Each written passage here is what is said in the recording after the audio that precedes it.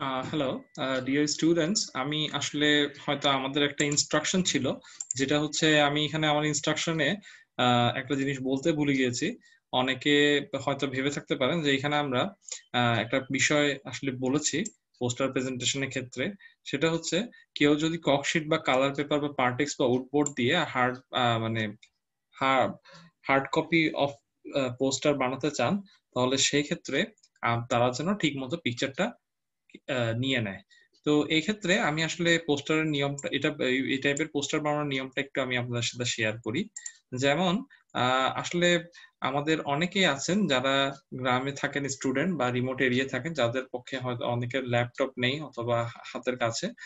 তারা যদি hardware a you paper, বিভিন্ন ধরনের কালার পেপার অথবা বোর্ড অথবা কোনো আর্ট পেপারের মধ্যে কালারফুল পেপার দিয়ে আপনারা যদি কোনো টেকনোলজিক্যাল প্রেজেন্টেশন দিতে চান আমাদেরকে, যেটা ট্রিপলি রিলেটেড, তাহলে সেটাকে আপনি চাইলে একটা এরকম সাইজের একটা প্লে কার্ড ডিজাইন করতে পারেন। এখানে আমরা দেখতেছি অনেকগুলো প্লে কার্ড আছে।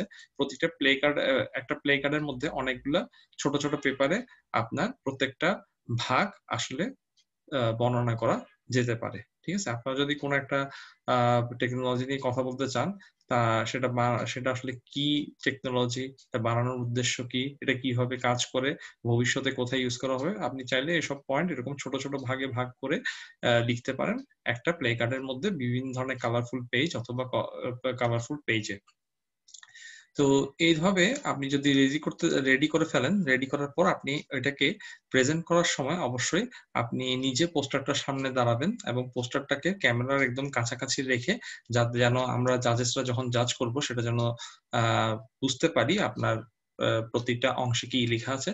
এরকম একটা ভিজিবল ডিস্টেন্সে আপনার ক্যামেরা থেকে ভিজিবল ডিস্টেন্সে আপনার এই পোস্টারটা রেখে আপনি চাইলে আপনার টপিকটাকে এক্সপ্লেইন করতে পারেন পোস্টার প্রেজেন্টেশনের মাধ্যমে। তো এটাও অ্যাকসেপ্টেবল হবে। সো আপনারা যদি কারো কোনো সমস্যা হয়, তাহলে আপনারা চাইলে এই মেথডটাও অ্যাপ্লাই করতে পারেন, যেটা আমরা অলরেডি আমাদের ইনস্ট্রাকশনে বলে দিয়েছি। সো এখন ফাইনালি যেটা দাঁড়াচ্ছে, পোস্টার প্রেজেন্টেশন দুই রকম হবে। একটা এই যে ককশিট বা উড পেপার বা কালার পেপার বা পার্টেক্স উড দিয়ে যেটা আমি এখন এক্সপ্লেইন করলাম এটা, আর একটা আমার আগের ভিডিওতে আমি যেটা বললাম সেটা হচ্ছে এরকম একটা পাওয়ার পয়েন্ট টেমপ্লেটের মধ্যে আপনি আপনার পুরো প্রেজেন্টেশনটা রেডি করে ভিডিও রেকর্ডিং সহ আমাদেরকে পাঠাতে পারেন। সো এই দুই ওয়েতে পোস্টার প্রেজেন্টেশনের জন্য আপনার পোস্টার এবং ভিডিও রেকর্ডিংস দুইটাই আমাদেরকে সেন্ড করতে পারবেন। সো ধন্যবাদ আপনাদেরকে সবাইকে পোস্টার প্রেজেন্টেশনে অংশগ্রহণ করার জন্য স্বাগত জানাচ্ছি এবং দেখা হবে ফাইনাল রাউন্ডে। Thank you.